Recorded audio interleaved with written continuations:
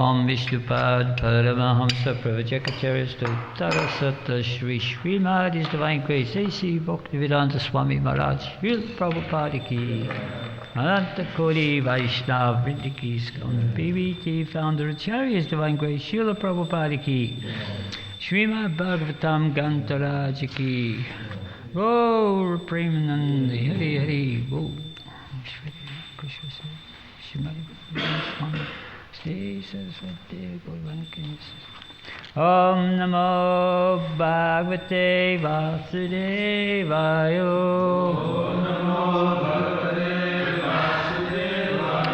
Om Namo Bhagavate Vasudevaya. Om Namo Bhagavate Vasudevaya.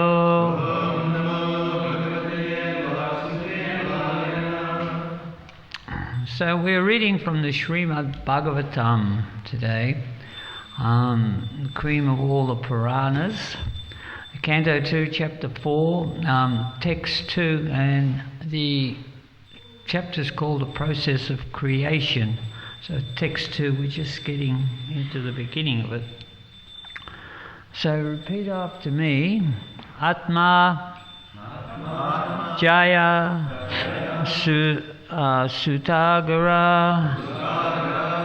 Pasu Ravina Bandasu Raje Chavikale Nityam Virudham Mamatam Jaho Atma Jaya Sutagara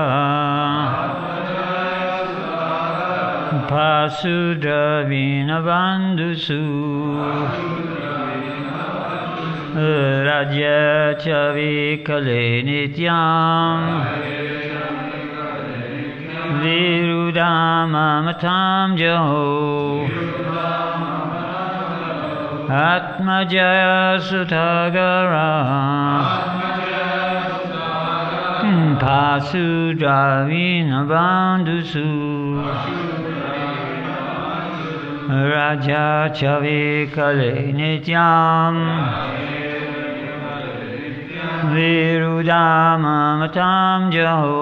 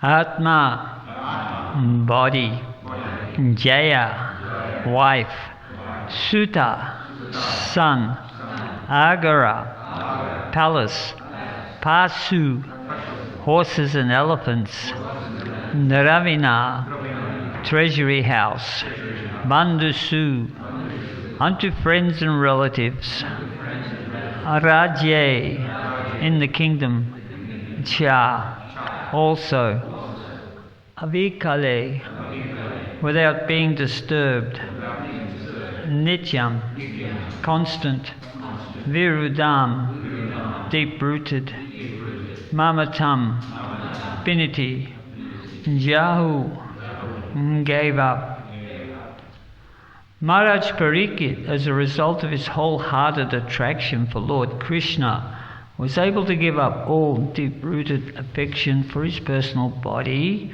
his wife, his children, his palace, his animals like horses and elephants, his treasury house, his friends and relatives, and his undisputed kingdom.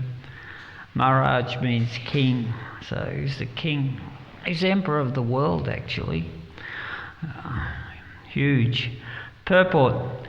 To become liberated means to become free from dehatma buddhi, the illusory attachment for personal bodily coverings and everything connected with the body, namely wife, children and other entanglements. One selects a wife, don't worry about something, and the result, one selects a wife for bodily comforts and the result is children. For wife and children one requires a dwelling place, and as such a residential house is also necessary. Animals like horses, elephants, cows and dogs are all household animals. Where's our elephants?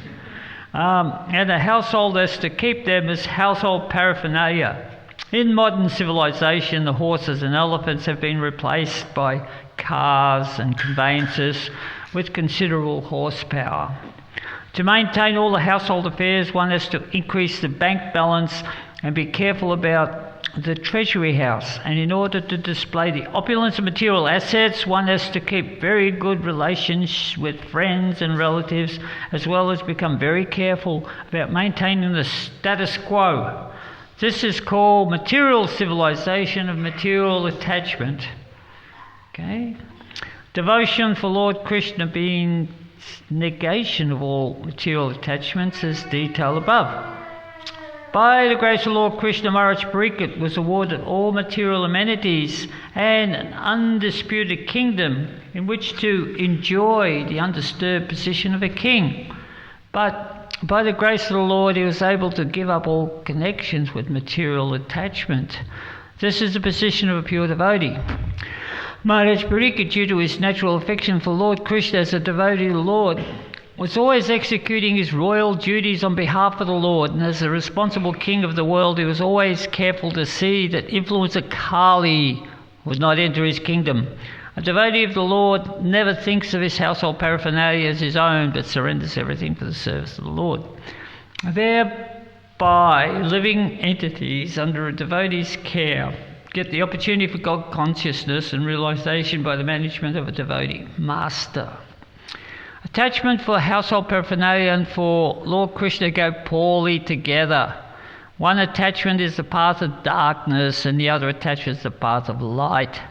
Where there is light, there is no darkness, and where there is darkness, there is no light. But an expert devotee can turn everything to the path of light by an attitude of service to the Lord, and the best example here is the Pandavas. Maharaj Yudhisthira and householders like him can turn everything to light by dovetailing so-called material assets in the service of the Lord. But one who is not trained, who is unable to turn everything in the service of the Lord, nirbandha Krishna sambandhe, must give up all material connections before he can be fit to hear and chant the glories of the Lord. Or in other words, one who has seriously heard Srimad Bhagavatam, or even one day, like Maharaj Parikshit, from a fit personality like Sukadeva Goswami, may be able to lose all affinity for material things. There is no utility simply in imitating Maharaj Parikshit and hearing Bhagavatam from a professional man, even for 700 years. To take Srimad Bhagavatam as a means of maintaining family expenditure is the grossest type of namaparad, offensive feet of the Lord. Sarva subha kriya samyamapi pramadha. So there's so much in this purple here.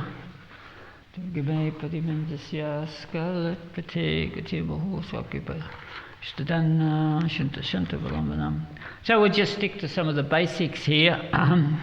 First of all, for those people who have just come, I'll talk about the person who's under the spotlight, and that happens to be Maharaj Parikshit. So he inherited the kingdom of the greater Bharat Vasa 5,000 years ago. This is when this Bhagavatam was spoken. And he was a very just, pious king, as we heard in the purport, that he was a great devotee. But one time, just because of material energy in Kali, just this age of quarrel, hypocrisy, just sort of transitioned into this particular age. He was out there hunting in the forest, which is what kings do to sharpen up their skills, because they have to inevitably defend their kingdom against somebody. So he got lost, he got hungry and thirsty, and he came across a sage in the forest who was in trance, and the sage would not respond to his greetings because he just wanted some water, and the sage just remained in the... Sage was out somewhere else, he was in a trance. And so he became really upset, and he found dead snake skin, and just put it around his neck, just so, well, that's a garland that's fitting for you because that's the greeting you gave me. Just a sort of off-the-cuff thing, which he shouldn't have done as a king, because a king, as you said, he looks after all his subjects, he doesn't mistreat anybody, but nevertheless he still did it. And his son, the sage's son, came, and he thought that was a great offence, and the boy was a Brahmin like his father, and he had power. In those days, the sages, through their dint of meditation, could do so much through sound vibration. They could light a fire, Om Magya Swaha, fire. So that's just one thing that they could do, And of course, the Brahmanas, you never want to offend them, because they can put a hex on you, if they sort of get upset with you. So this boy, he was sort of said under the influence of the passion, Kali Yuga, he wanted revenge on the king, so he cursed him to die in 7 days. And even though he was a boy, the curse was effective, so it got back to the king that, hey, you've only got 7 days to live. So here we see that Maharaj Parikshit, he said, wow, instead of sort of thinking, well, I'm the king, I can counteract this, whatever, he sort of understood that he'd become sort of under the influence. So maybe I've been influenced by my powerful position and all my prestige and everything like that, and within his heart, because he was a devotee of the Lord, we'll talk about this in a second, that he thought, well, I'll take this on my shoulders, I'll take this curse, and he just walked out. So here it says that he walked away. What did he walk away from? He walked away from this palatial, beautiful palace with unlimited wealth. He walked away from his most beautiful wife, his lovely children, his ministers and administrators and all the servants and all the people who loved him and were attached to him, his horses, his pets. Prabhupada mentions here that these days we don't have such animals, we just have one animal, we have dogs. Right, we pet the dogs, we attach the dogs, maybe cats. But here he had this whole retinue of things, and it's just amazing that he walked away from it. He had 7 days to live, and he wasn't worried about that anymore. I just pass it on, and he forgot about it, and he went to the bank of the Ganges. So that is quite a feat when we maybe look at our own situation in comparison. So all of a sudden, and this could be relevant, we have 7 days to live. And with that, the COVID disease rampant, a lot of people are getting that news, unfortunately. Not here in Australia, but in India, so many of our compatriots, god brothers, god sisters, parents, are getting it, and it could be that there's only 7 days there. So today is Wednesday, so we've got 7 days to live. We're going to die on Tuesday night. What do? We've got 7 days, right? So what are we likely to do? We have a bank balance, we have friends, we have brothers, sisters, wives, family. They're all totally distraught. We've got condolences. Everybody's worried, and we've got the pets, what's going to happen to our pets, our plants, our household affairs. really 7 days isn't enough to sort of do all that, by the time this relative, that relative comes. I've seen it, even devotees passing away, everyone wants to say goodbye to a devotee. So it's all these material things, and it's sort of like sometimes it's a subtle attachment that, we take stock of what we got, and what I'm really attached to is probably the relationships. I'm leaving a nice family, or leaving my friends, and it's sort of, okay, I'm leaving a footprint in this world. This is sometimes what people like to say. I just like to leave a nice footprint in this world when I go, so I'll be remembered. But once that's still a material attachment. That's to do with the ego, name, fame, distinction. So that's still in the material sphere. So Maharaj Pariksit, he walked out from that. And 7 days, he had 7 days. Like for us, 7 days, it's a long time. Sometimes we're waiting for something to happen, some big event. That, we're going overseas, we're going to the Holy Dham, we're going to Vrindavan in 7 days, right? I can't wait. And all of a sudden 7 days is there, right? And you're off. You're on your journey, right? So Pariksit understood the sort of urgency of this. He was the emperor of the world, and he walked out on everything, just rejected everything. So that's a superficial thing, that he was impoverished. All of a sudden he was this rich person, and now he's an impoverished person. This is how we look from the superficial level on the material scale. He become bereft of everything. He had to leave everything. And there is that misnomer there that sort of like, even in the purport, if you want to become Krishna conscious, you have to leave everything. You have to drop everything and abandon all your material possessions to become Krishna. You lose everything to become Krishna conscious. Well, not so, but at some point in time we do have to do that we can't keep this forever. So he had 1 week's warning. Was very fortunate. Some of us might not even have that warning. That I was on the road the other day with Ramai Swami, and I just stopped in the middle of the road to get some petrol, and all of a sudden, boom, right up the back of me, Lucky it was only a sort of little bump, but it just sort of jarred us. So, that's just a wake-up call. Anything can happen from the back, from the front. You're driving a car, you just don't know what can go on. So at some point in time, we have to face it. As the saying goes, we came with nothing and we leave with nothing, right? So it's so what's the point of life? So Maharaj Pariksit, even though we can understand the relevance of his position when we have our little kingdom here, he had this whole world. But the fact of the matter was that he was already a great devotee. He was born in the womb, from the womb of his mother. Krishna saved him from the enemy. And then after he saw Krishna in the womb, when he was there, because Krishna had to defend him from a Brahmastra, which is like a small atomic weapon that was coming for his womb from a very spiteful person who wanted to eradicate the whole Pandava dynasty.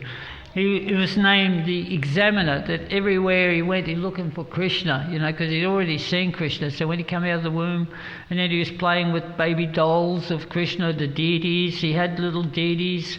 He was doing Rath Yatra, he was doing all these, it was very Krishna. That's pretty good for a king. It's just in the Bhagavatam it states that usually kings on his horses, fighting with swords and everything like the boys do. But he was doing deity worship. He was very devotional. And his grandfather, well, he was Arjuna, and we all know that Krishna spoke the Bhagavad Gita to Arjuna. That was his grandfather, and his uncles, the Pandavas. So he was a very auspicious person. So he'd received this birth. So somewhere along the line, he didn't complete his last life. And in Bhagavad Gita, it says that one who is unsuccessful in achieving transcendental emancipation or going back to Godhead in one life, in his last life, continues on in his next life, and he gets facility that he can take birth, he or she can take birth in a family of rich aristocratic people or pious people. And then in the next verse it says, or in a family of devotees, that they get looked after where they can resume their transcendental devotional service, because the soul is eternal. So it's just on this journey of going birth after birth on the path back to Godhead. So Maharaj Pariksit had all of that. He got bestowed so much facility that he had high birth, riches, beauty, education. It was all there for him to advance his Krishna consciousness. And now we're looking at him bereft of everything, gone, walked out, just a loincloth, gone to the bank of the Ganges. No more wife, no more horses or elephants, no more rich plates of food for prasadam, no more servants. It's just there, right? 7 days. So he was serious about what he was going to do. So you can say he lost his superficiality. You know, superficially he lost everything, but he lost his material attachments, and he was looking for what the goal of life was really about. So he called a meeting. So before he called, he called a meeting of all the great sages and saints to come together and discuss what the goal of life was. But Srila Prabhupada tells a story about this superficiality and losing everything. He gives this very nice story about a Brahmin who comes to the court of the king, right? And so when a Muni comes to the court of the king, everybody would like a benediction. Please benedict me. That's why it's still the traditions there in India. People touch your feet, kind of benediction. So Prabhupada did that once. He was in a train, in a crowded train. Do you know that one? That he was going from Amritsar to Delhi, and there was all the devotees there around him, 5 or 6 devotees, and they're trying to keep out so many people because, there's a sadhu on the train. So everybody was trying to sort of see the sadhu. And so somehow or other, some guys forced the door open, and they're looking at Srila Prabhupada, and as soon as Prabhupada saw him, he'd say, come in, and the devotees go, no, like that. Someone's in to see Prabhupada, right?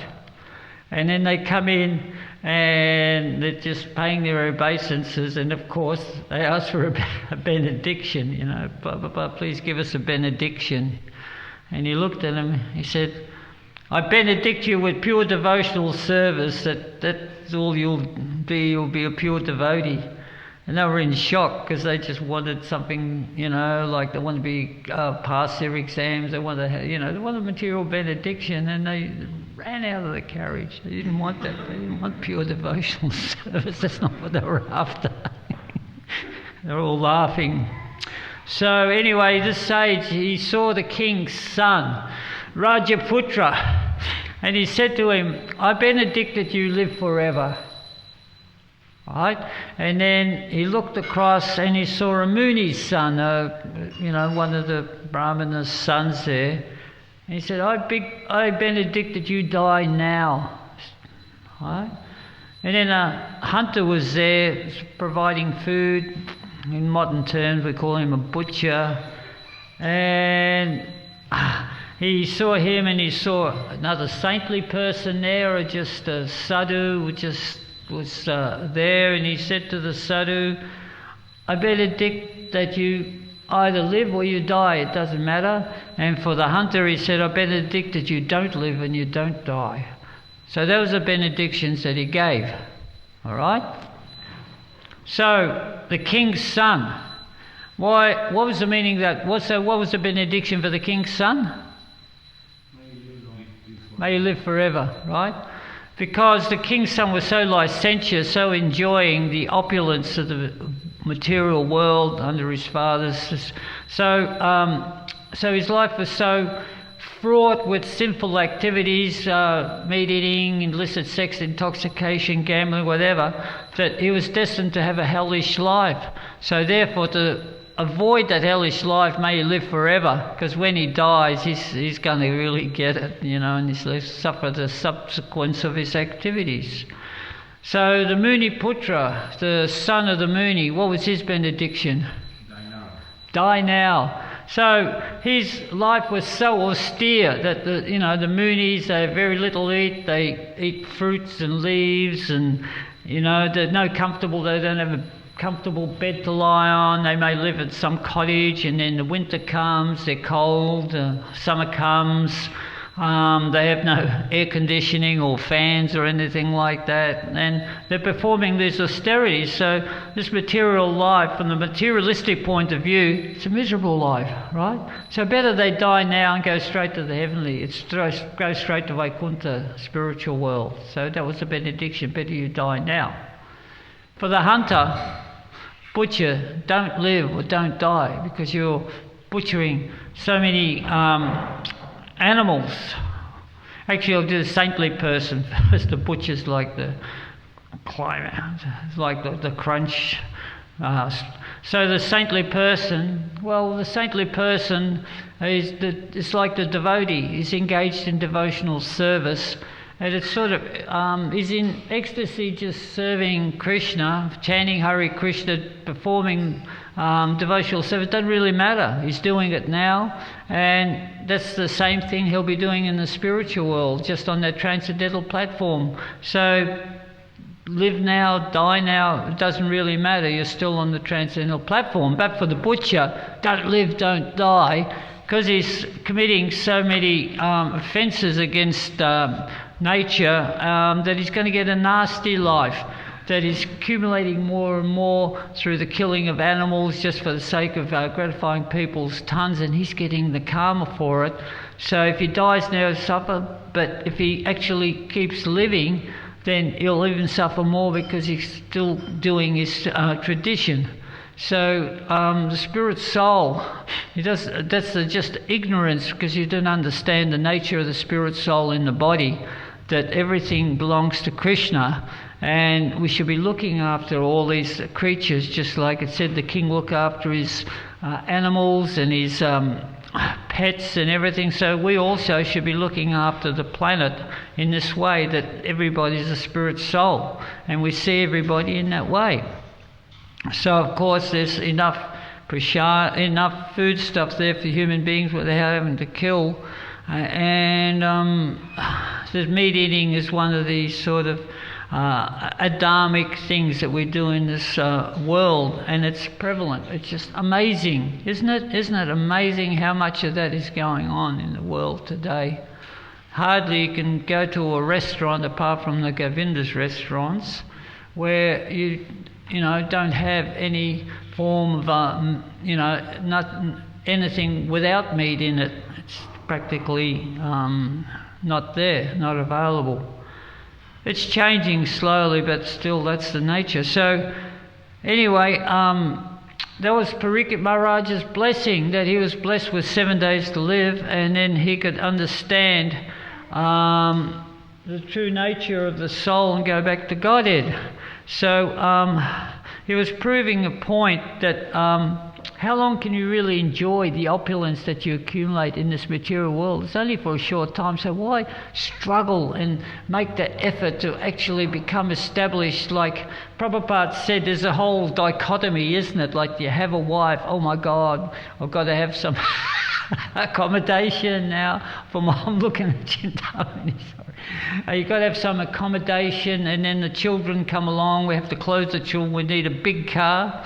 Try 5 kids, have Rupa, Tarago, you need a big car. That means petrol guzzler, you need guzzle a lot of petrol, park it somewhere, insure it, and so on and so forth. It just you just get entangled in this material world. So, but it's just like a temporary situation, and if you just become embroiled in it, even if you become so well established in your next life, there's no guarantee you'll be like that. It all depends on what your karma, whether you've performed pious or impious activities, whether you've accidentally offended somebody on the way or deliberately or whatever.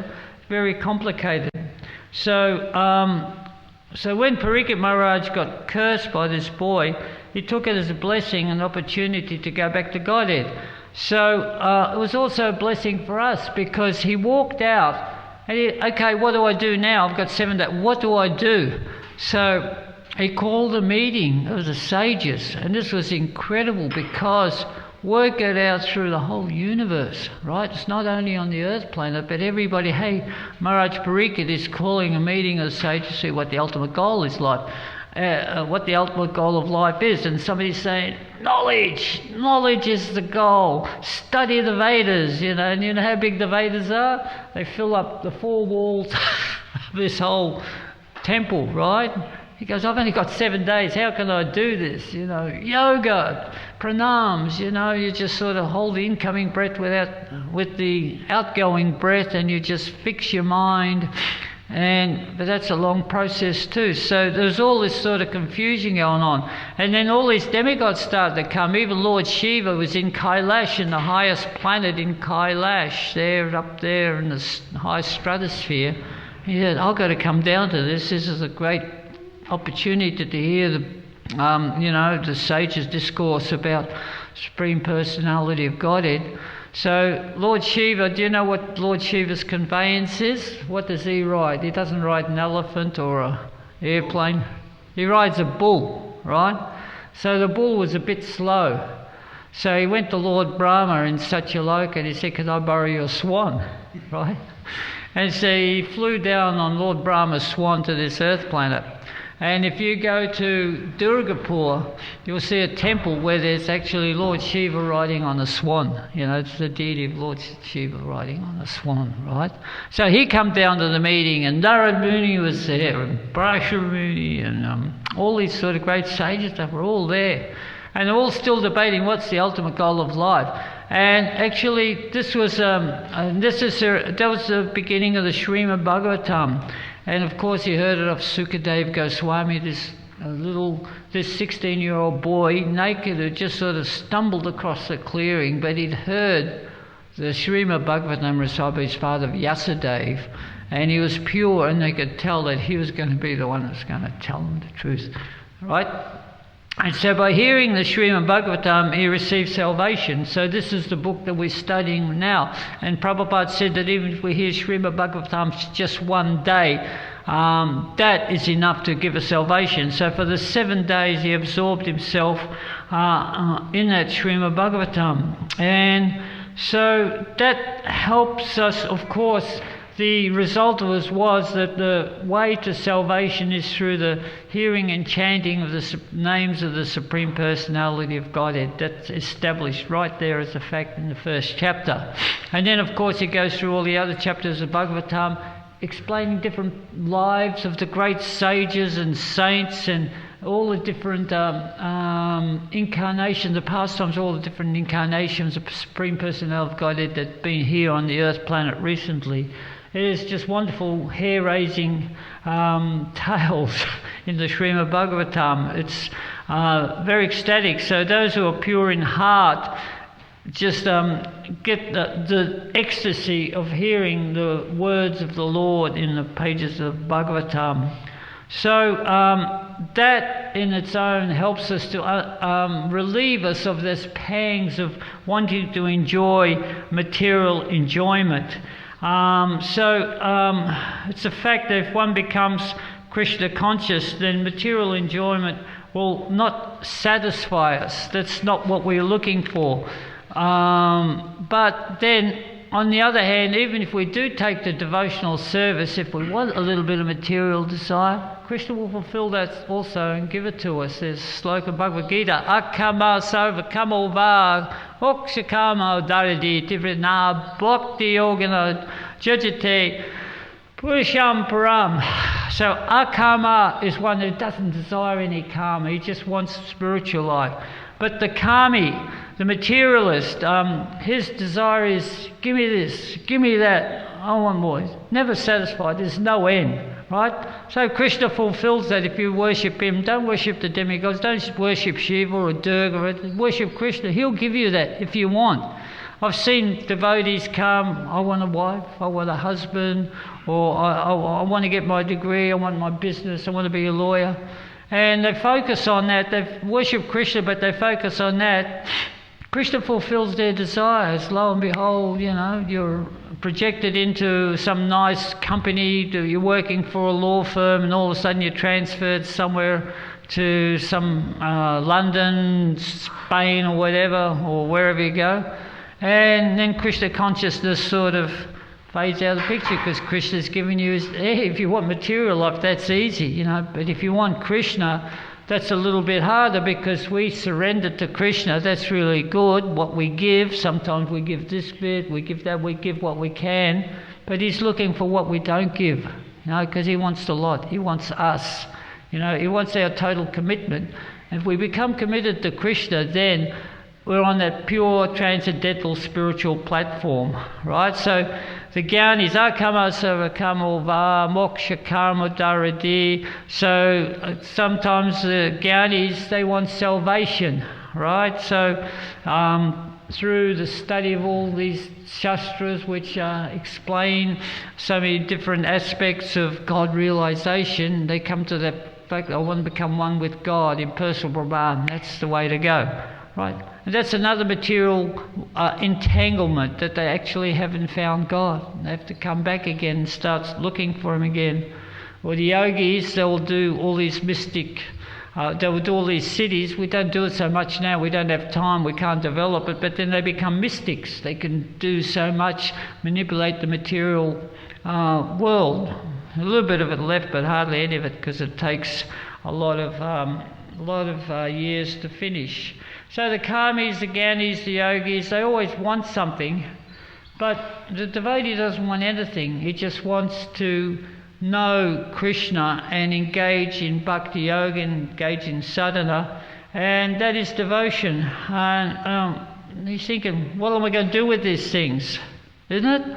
So you win a lottery, you got all this millions of dollars. What are you thinking? What's it? Material's thinking, yes. Now I've got it, I can increase it, I can get a business, I can get shares, I can increase this wealth, or I can spend it on total sense gratification, ultimate. That's what usually, what happens, isn't it? That you buy fast cars, you associate with the most beautiful people, and you get all these people that plagiarise your money, and within a few years it's gone.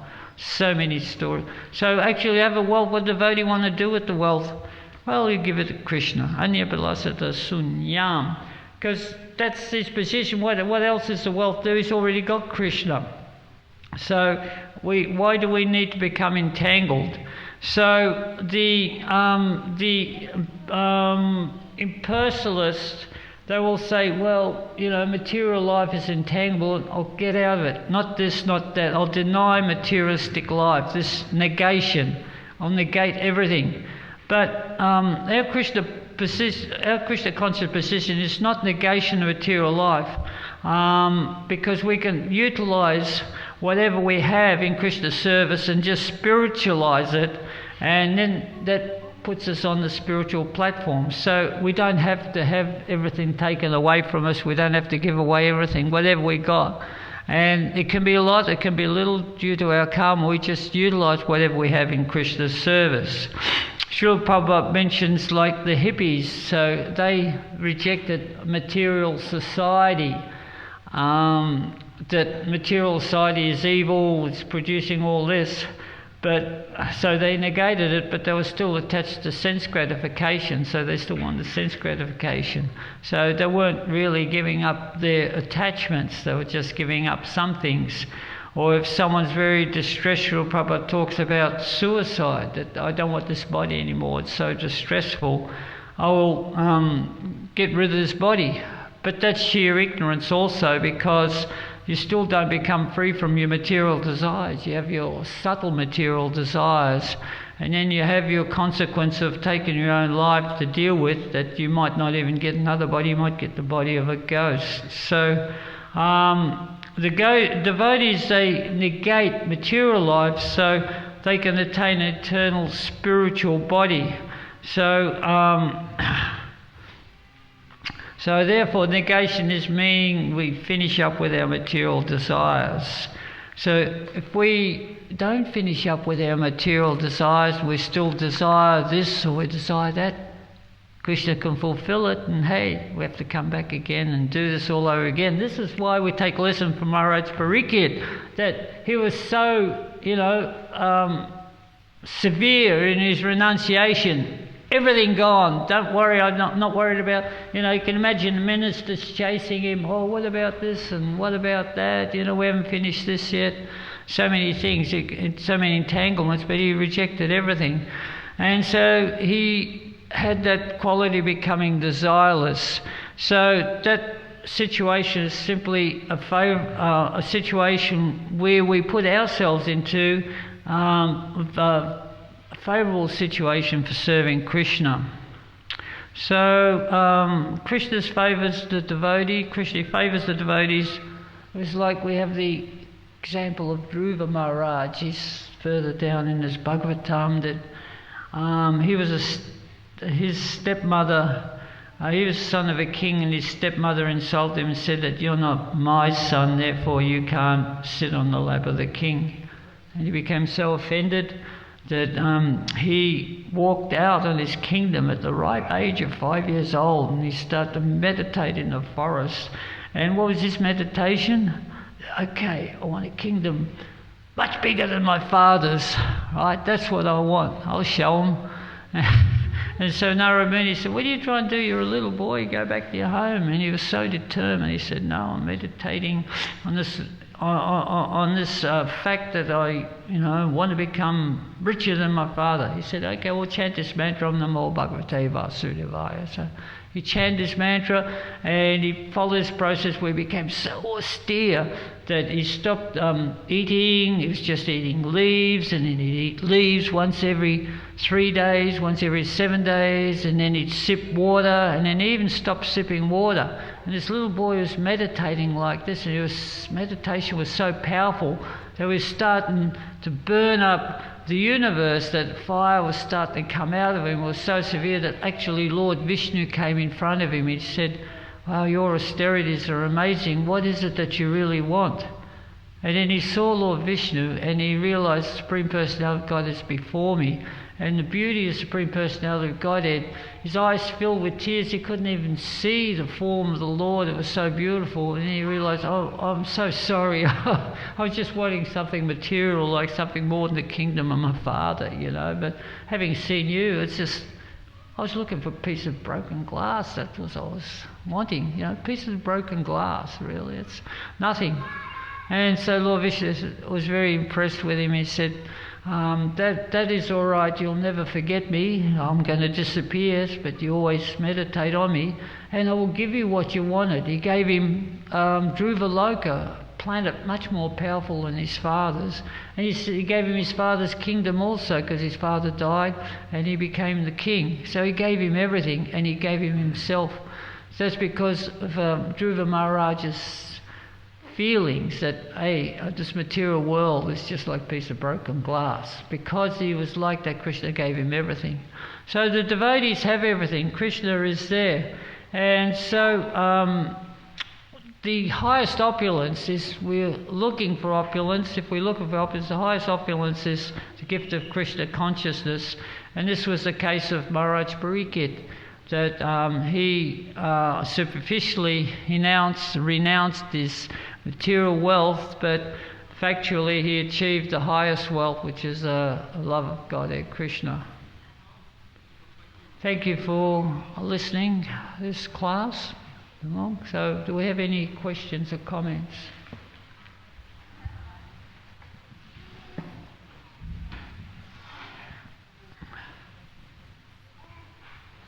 Thank you for sharing such beautiful katha with us. Thank you. It's just expressing gratitude. Oh, thank you. Gratitude's always good. It's Gratitude Day tomorrow, I believe. Is it? Here, I'm fine. We good? Jai. Get it what can. All glories to Srila Prabhupada.